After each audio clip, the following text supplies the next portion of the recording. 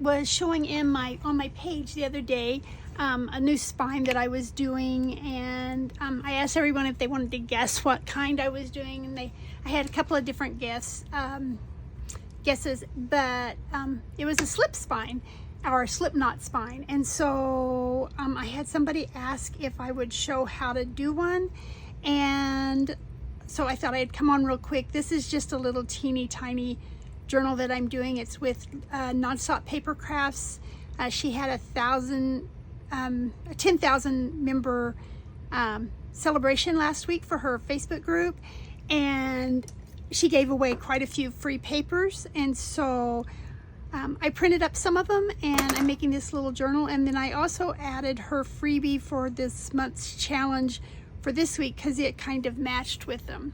And so to do this, you can do as many holes as you want down the spine. Since this is so little, it's only like 10 pages or something like that. I just did 2 holes. Usually I do 3. Sometimes I'll do 2 at one end and 2 at the other.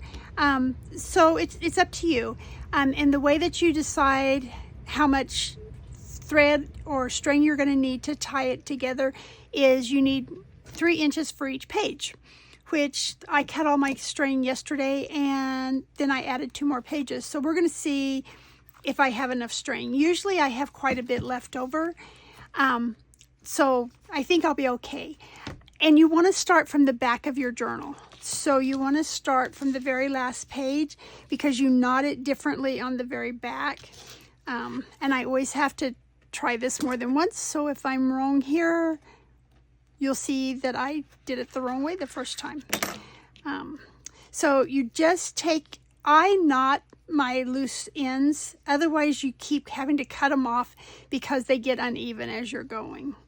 So, and then you just put the looped end through, and you pull your thread through.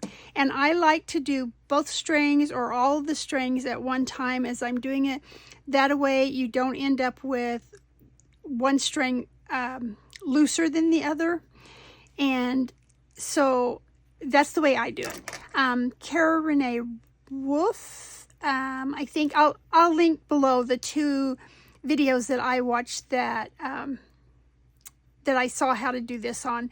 So I'll put that in the comments for you guys. They're probably way more experienced than I am at doing this. But anyway, so that's where I saw it, was on a couple of different videos. And you want to bring your loop up from the bottom, I think, unless I'm doing this backwards, and then we'll take it out and do it from the top. So you just do both strings, and then you pull your next page over, and you go from the top down on the next pages. Yay, this is right.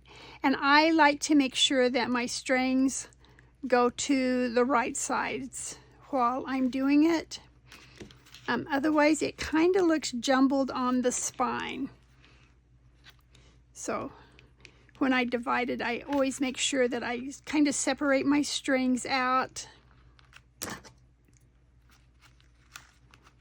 The reason I'm making this journal so small is because people had asked how I did this, and I didn't want to show y'all how to do 40 pages.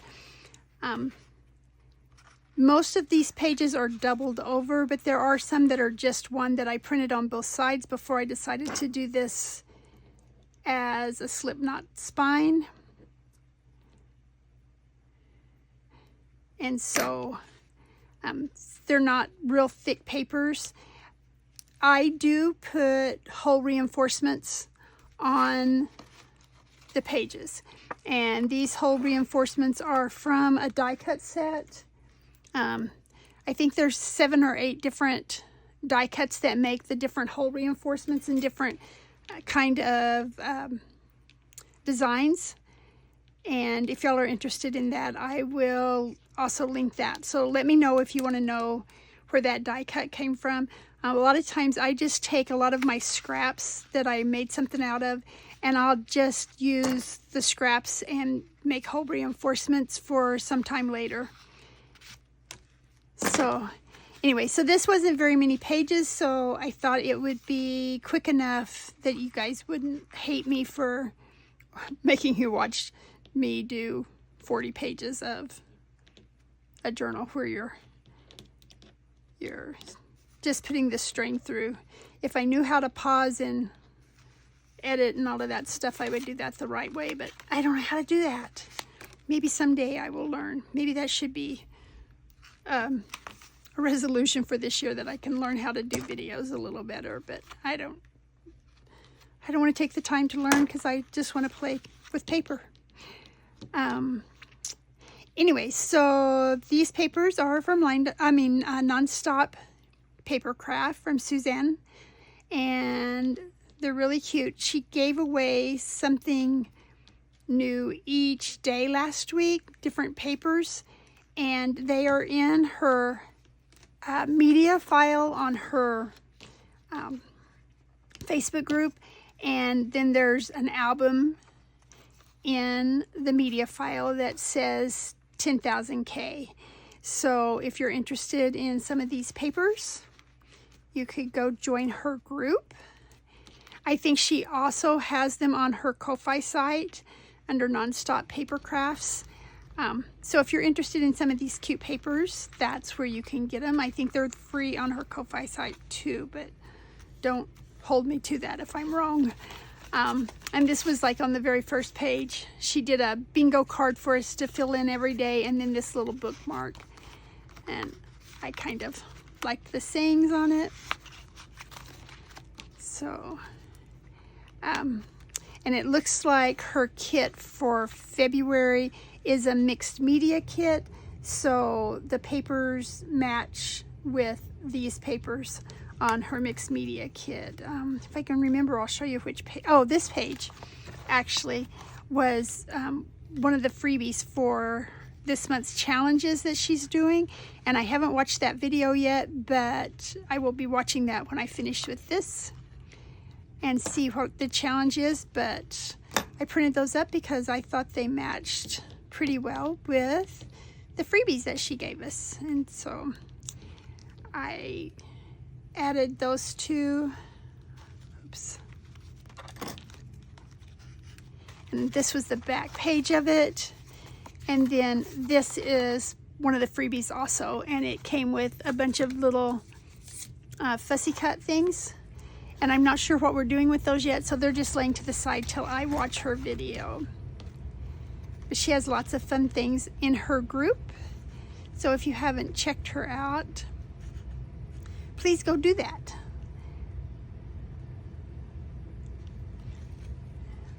I think, trying to remember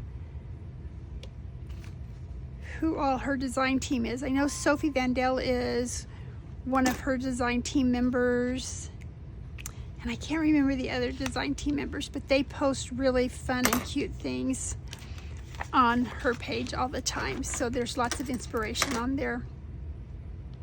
And then every few months, usually her and Natalie from Line.Arrow do a challenge together. At least they did last year, and they did one in January with elegant burgundy papers that I did a flip through of my journal.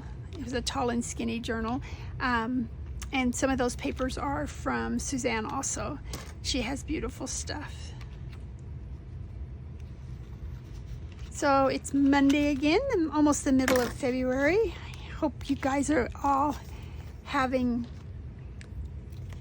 a good couple of weeks in February, and maybe a little better than January. January seemed to be hard for lots of our friends. So hopefully February is going to be better. We're kind of cold this week in Wyoming. It's going to only be in the single digits later in this week. Today it was like 14 or 15 degrees earlier, and I think tomorrow it's supposed to be -2 without the wind chill. So I'm going to the gym, but then I'm probably staying home. I don't particularly like being out when it's below 0, but maybe we'll get some snow if it's really cold this week, because we need some. Okay, so once you get to your top page, you go through and I cut my knots that I put in the ends. Like I said, you don't have to knot these. A lot of people do not, but then the one lady whose video I'll post, and I'm sorry I can't remember her name, she kept having to trim her thread as she went because they were ending up uneven, and that drives me crazy. So you take your strings here and you take them back to the first page.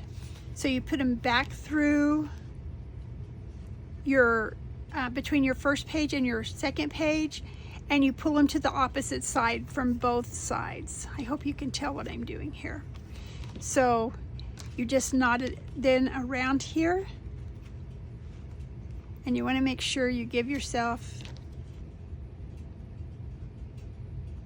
well, and I did them crooked, so we'll try this again.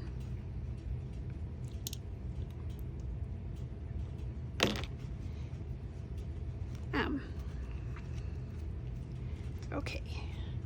The nice thing about doing a little journal like this, if you don't add too many pages, is it just lays flat when you open the pages up.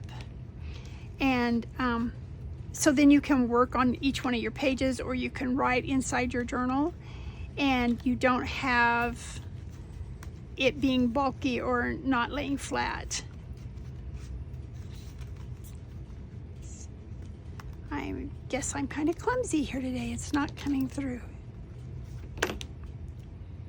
Okay. And then you just knot this. And I usually wait, and I don't double knot it until I get the book completely finished.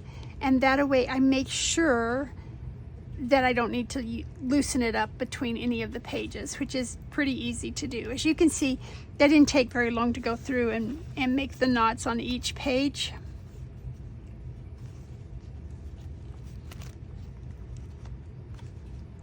This is taking me longer than doing the whole thing.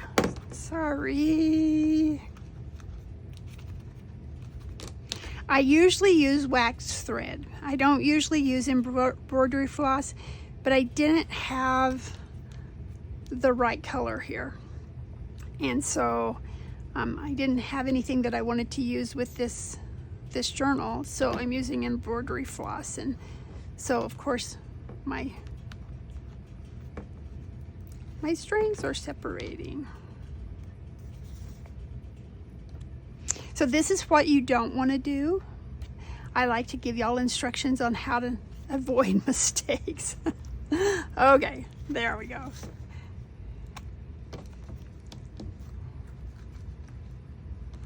The wax thread works much better because it doesn't separate on you. I don't know why. There.